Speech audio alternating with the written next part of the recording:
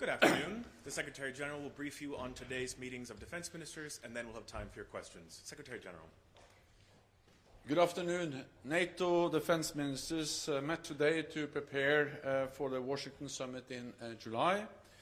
Last year in Vilnius, we took major decisions to strengthen our deterrence and defense.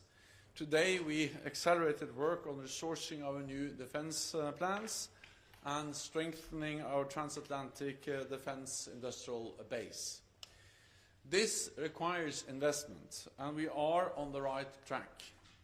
I expect 18 allies to spend 2% of their GDP on defense this year, a six-fold increase from only 3 allies in 2014. In 2024, NATO allies in Europe will invest a total of $380 billion in defense. For the first time, this amounts to 2% of their total GDP. By the end of 2024, European allies and Canada will have added more than $600 billion for defense since we made the defense investment pledge in 2014. We still have a way to go, but we have already made historic progress. We also discussed ramping up production of ammunition. To refill our stocks and continue to support Ukraine, we need to shift from the slow pace of peacetime to the high-tempo production demanded by conflict. To do that, manufacturers need signed contracts. And just in the past few months, NATO has agreed contracts worth $10 billion. This helps Ukraine, makes NATO stronger, and provides more highly skilled jobs in Europe and North America. We also discussed the deteriorating security environment. We can never take peace for granted, but we do not see any imminent military threat against the alliance. NATO continues to ensure there is no room for miscalculation in Moscow about our readiness to protect all allies. Right now, we are conducting Steadfast Defender, the largest NATO exercise in decades, with approximately 90,000 forces from all 31 allies and Sweden, testing our ability to swiftly move forces across the lines to defend our eastern flank. Today, we also met with Ukraine in the NATO-Ukraine Council. Defense Minister Umrov briefed allies on the latest developments on the ground, and we addressed the importance of our continued support. Just in the past few days, we have seen new packages of aid announced by allies, including Canada, Finland and Norway, covering key capabilities like F-16 equipment and spare parts, as well as air defense. A group of allies is coming together with the goal of delivering 1 million drones to Ukraine. 20 NATO allies have also agreed to form a demining coalition. All of this will help to save Ukrainian lives. Together, NATO allies account for 99% of the all military aid to Ukraine. And our continued commitment is essential to preserving Ukraine's freedom. Since Russia's invasion, the United States has provided Ukraine with around $75 billion in military, financial and humanitarian aid. Other NATO allies and partners have provided over $100 billion. So our support is an example of true transatlantic burden sharing. And it is making a real difference every day. Today, we decided to create a new NATO-Ukraine Joint Analysis, Training and Education Center in Bydgoszcz, Poland. It will allow Ukraine to share lessons learned from Russia's war, and it will create a structure for Ukrainian forces to learn and train alongside their allied counterparts. We will continue to stand with Ukraine for Ukraine's security and for ours. And with that, I'm ready to take a few questions. Start with the Wall Street Journal here in the third row, please. Dan Michaels with the Wall Street Journal. Two questions. Were the ministers briefed at all on this Russian space launch that apparently has either nuclear weapons or nuclear powered? And second, yesterday you talked about NATO maintaining a credible defense. I'm curious whether the ministers talked about how NATO can maintain its credibility, especially when a significant number of politicians in the U.S. are vocally criticizing NATO and raising doubts about U.S. commitment to it. Thank you. So I will not comment on the latest reports which are referred to, not least in U.S. media. What I can say is that in NATO we are constantly exchanging intelligence between NATO allies, and we are, of course, always monitoring all potential threats in all domains from all directions. And I have nothing more to say about that now. Then on the issue of U.S. support for NATO. Of course, we are 31 democratic nations on both sides of the Atlantic, and as long as this alliance has existed, there have been different views and discussions also about NATO within NATO allies. When we look at the opinion polls, there is record high support for NATO, both in North America, United States, Canada, and in Europe. And I'm confident that NATO will remain the strongest and most successful alliance in history, and I expect the United States to continue to be a staunch ally for at least 3 reasons. First, it is in the national security interest of the United States to have a strong NATO. Second, there is actually broad bipartisan support for NATO in the United States. And thirdly, the criticism in the United States is not primarily against NATO.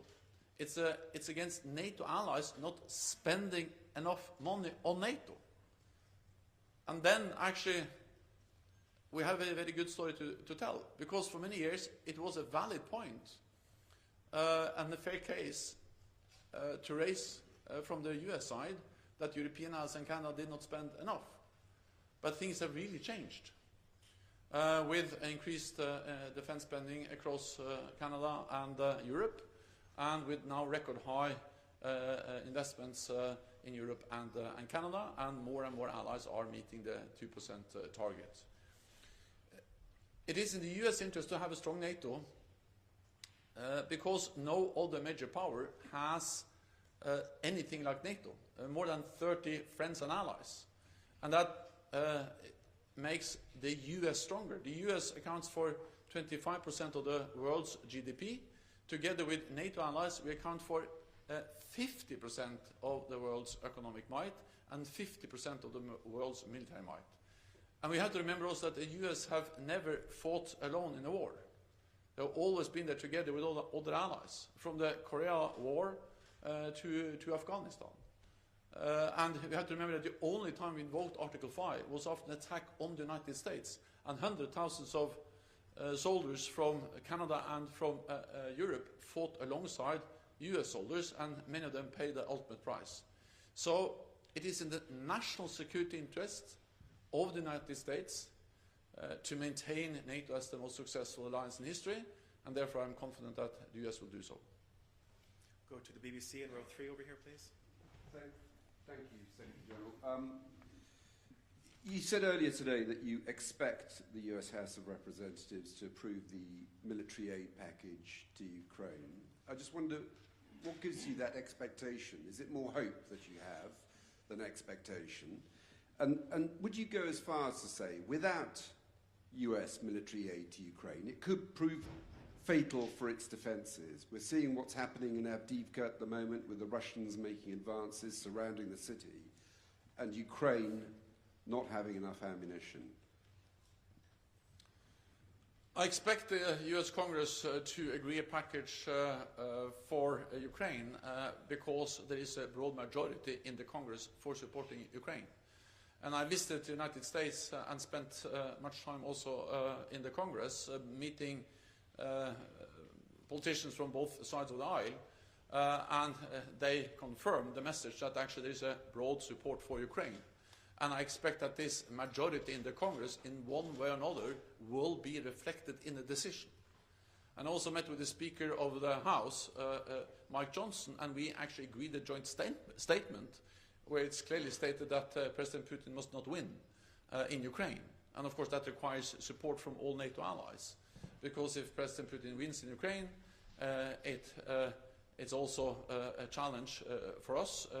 It will be a message to authoritarian leaders, not only Putin, but also to President Xi, that when they use military force, they get what they want. What happens in Ukraine today can happen in Taiwan tomorrow. So this matters for our security, it matters for US security, and therefore I expect that the majority which is in the US Congress, in one way or another, will be reflected in the decision.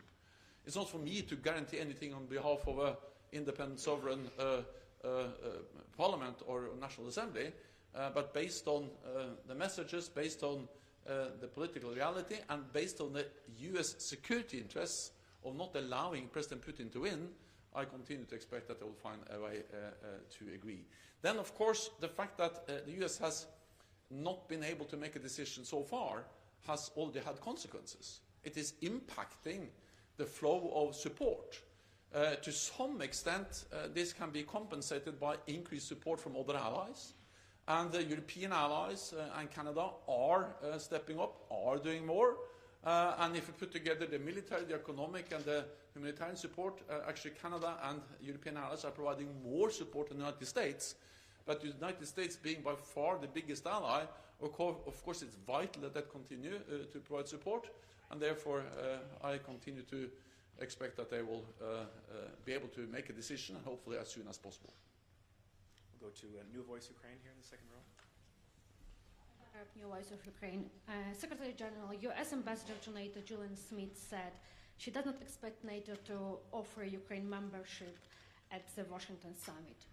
What needs to happen for Ukraine to receive these invitations? And don't you think that Ukrainians who give their lives daily for its own and Europe's security deserve concrete terms and timing about joining the NATO?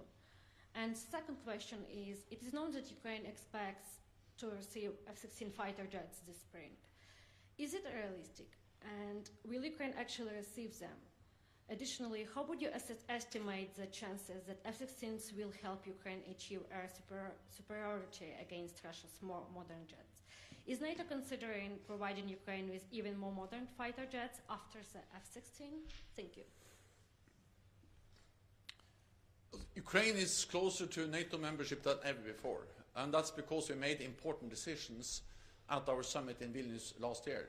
Because then we decided to turn the membership process for Ukraine from a two-step process to a one-step process by removing the requirement for a membership action plan. Because normally we have had as requirement before an invitation can be issued to an applicant country, they have to be part of something we call a membership action plan.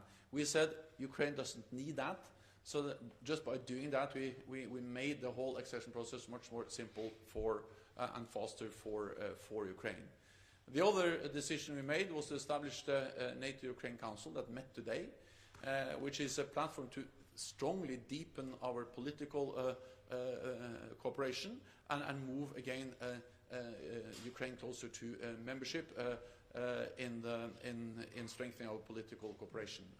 Then, thirdly, we agreed a comprehensive program for interoperability, meaning ensuring that Ukrainian armed forces should have standards, doctrines, procedures which makes them fully interoperable with NATO soldiers and the armed forces. And by doing that, the aim is to move Ukraine so close to membership that when you make the decision, they can become a member very, very quickly.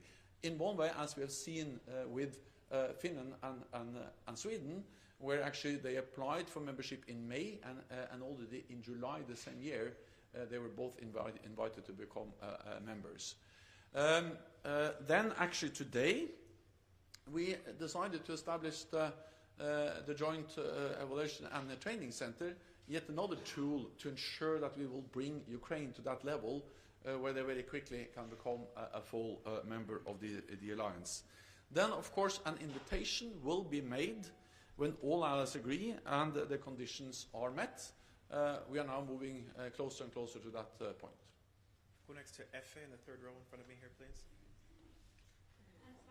Yeah, to be honest, I forgot that question. Well, F-16s, I think that's a big contribution by NATO allies to provide Ukraine with F-16s.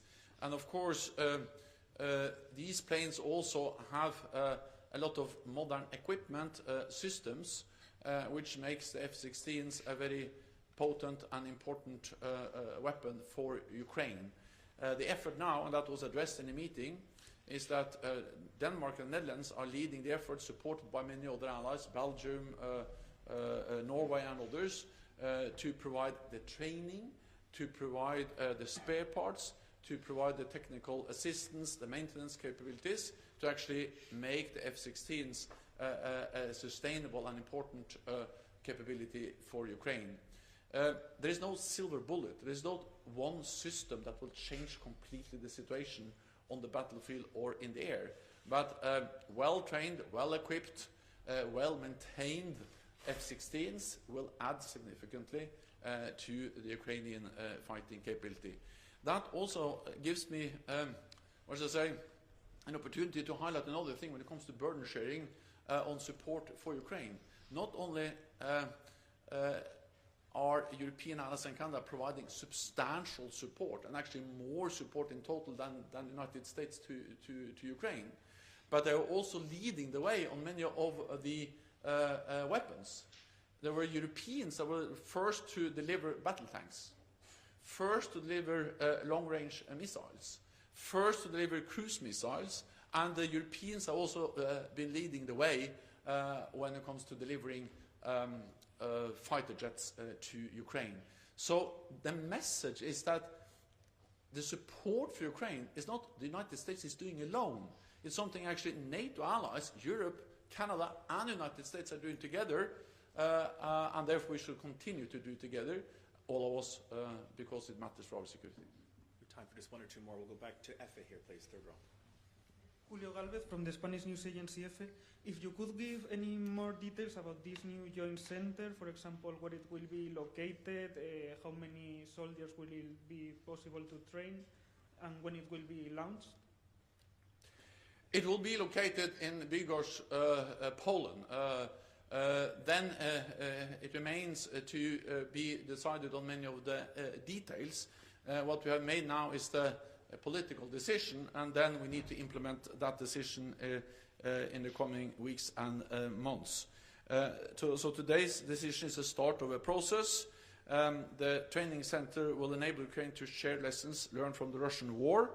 This will benefit them and us, and it will also create a platform, a framework to train alongside allied, NATO allied troops.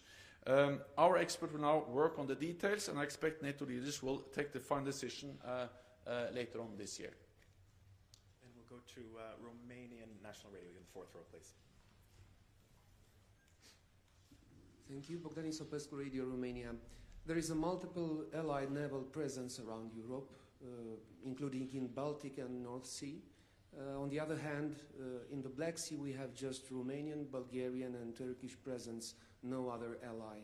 And that in spite of the need for deterrence, for demining, for protecting the critical infrastructure. And when I'm asking that, I'm taking into account the Montreux Agreement, but still. And also regarding the Black Sea, Turkey does not allow ships donated to Ukraine by certain allies to enter Black Sea.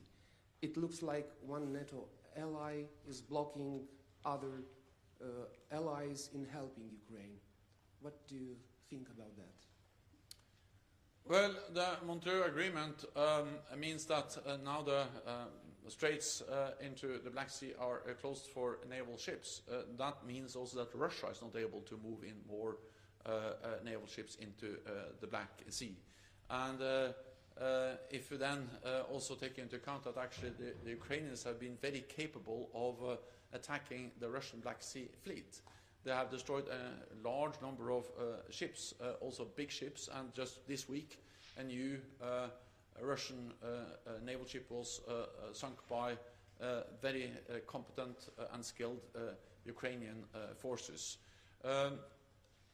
What I welcome is that Bulgaria, Romania and Turkey, 3 NATO allies and littoral states to the Black Sea, are actually working together on demining, and that was also mentioned in the meeting today, and also that the combination of what these 3 NATO allies do, also allowing Ukraine to use their territorial waters, and the great victories that Ukraine has achieved in the fight against the Russian Black Sea Fleet.